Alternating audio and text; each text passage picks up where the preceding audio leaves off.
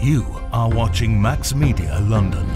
তথ্য ও সম্প্রচার মন্ত্রী ডক্টর হাসান মাহমুদ বলেছেন, বর্তমান প্রতিযোগিতার মধ্যে সঠিক সাংবাদিকতা, সঠিক সংবাদ পরিবেশন এবং একটি সংবাদপত্রকে গণমানুষের সংবাদপত্র হিসেবে গড়ে তোলা বড় চ্যালেঞ্জ। রাজধানীর জাতীয় প্রেস ক্লাবে রবিবার দৈনিক দেশ বর্তমান পত্রিকার নবরূপে আত্মপ্রকাশ অনুষ্ঠানে প্রধান অতিথির বক্তব্যে তিনি একথা বলেন। হাসান মাহমুদ বলেন, দেশে গত 14 বছরে গণমাধ্যমের ব্যাপক বিকাশ বা এক্সপোনেনশিয়াল গ্রোথের পাশাপাশি অনেক চ্যালেঞ্জও যুক্ত হয়েছে। শুরু হয়েছে সবার আগে সর্বশেষ সংবাদ দেওয়ার প্রতিযোগিতা, আর এটি করতে গিয়ে দেখা যায় এমন অনেক সংবাদ পরিবেশিত হয় যেগুলো সঠিক নয় এবং বিভ্রান্তিকর। অনলাইনের ক্ষেত্রে এটি বেশি ঘটে। এ কারণে স্বাধীনতার পাশাপাশি প্রয়োজন দায়িত্বশীলতা। পত্রিকা বা যে কোনো গণমাধ্যম শুধু সংবাদ পরিবেশন কিংবা বিনোদনের জন্য নয়। একটি পত্রিকা মানুষের তৃতীয় নয়ন খুলে দেয়। সমাজ, রাষ্ট্র, সরকার যেদিকে দৃষ্টিপাত করছে না সেদিকে দায়িত্বশীলদের দৃষ্টি আকর্ষণ করতে পারে এবং করণীয় সম্পর্কে পরামর্শ দিতে পারে। বহুমাত্রিক গণতান্ত্রিক বিতর্ক ভিত্তিক সমাজে বসবাস করি। এই গণতান্ত্রিক সমাজ ব্যবস্থাকে শক্ত ভিতের উপর দাঁড় করাতে হলে গণমাধ্যমের স্বাধীনতা অবশ্যই প্রয়োজন। বাংলাদেশে গণমাধ্যম যে পরিমাণ স্বাধীনতা ভোগ করে, যেভাবে অবাধে সবকিছু লিখতে পারে, পৃথিবীর অনেক উন্নয়নশীল দেশ সেটি পারে না। অনেক উন্নত দেশে গণমাধ্যমের স্বাধীনতা যেমন আছে, একইভাবে তাদের কাজ ও প্রকাশ সম্পর্কে দায়িত্বশীল থাকতে হয়। সেখানে ভুল বা অসত্য সংবাদের জন্য জরিমানা গুনতে হয়, শাস্তি পেতে হয়।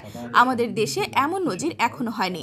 মাঝে মধ্যে প্রেস কাউন্সিল থেকে তিরস্কার করা হয়েছে, কারণ তিরস্কার করা ছাড়া কাউন্সিলের আর কোনো ক্ষমতা নেই। সুতরাং গণমাধ্যমের স্বাধীনতার পাশাপাশি আমাদের সবার সম্মিলিত দায়িত্বশীলতাও নিশ্চিত করা প্রয়োজন। সংবাদ শিশু, কিশোর, তরুণ ও যুব সমাজের মনন তৈরিতে বিরাট ভূমিকা রাখতে পারে উল্লেখ করে হাসান মাহমুদ বলেন, আমার ছেলেবেলার অনেক দৈনিক পত্রিকায় ছোটদের পাতা থাকতো, সেখানে আমিও লিখেছি। সেটি অনেক আনন্দের, কিন্তু এখন আর ছোটদের পাতা নেই, হারিয়ে গেছে। রূপচর্চার পাতা আছে, রান্নাবান্নার পাতা আছে, কিন্তু ছোটদের পাতা অনেক ক্ষেত্রে হারিয়ে গেছে। দৈনিক দেশ বর্তমান পত্রিকার কর্তৃপক্ষকে অনুরোধ জানাবো যেন সপ্তাহে না হোক অন্তত 15 দিনে ছোটদের একটা পাতা থাকে।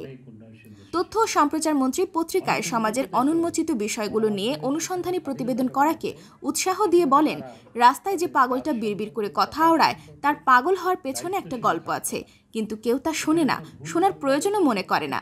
যে মানুষটি নদী ভাঙন কিংবা অন্য কারণে বাস্তুচ্যুত হয়ে শহরের ফুটপাতে আশ্রয় নিয়েছে, তাদের স্বপ্নের কথা কেউ লেখে না। যে মেয়েটি পরিবার থেকে বিচ্ছিন্ন হয়ে নিষিদ্ধ কোনো জায়গায় আশ্রয় নিতে বাধ্য হয়েছে, তার বেদনার কথা কেউ ভাবে না, লেখে না। সেগুলো উন্মোচিত হওয়া প্রয়োজন।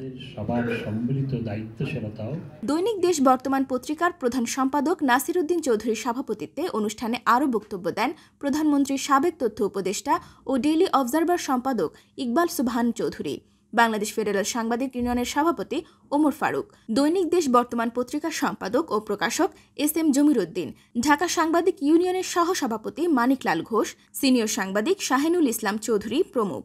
পরে কেক কেটে পত্রিকার নবরূপে প্রকাশ উদ্বোধন করেন অতিথি ও আয়োজকবৃন্দ।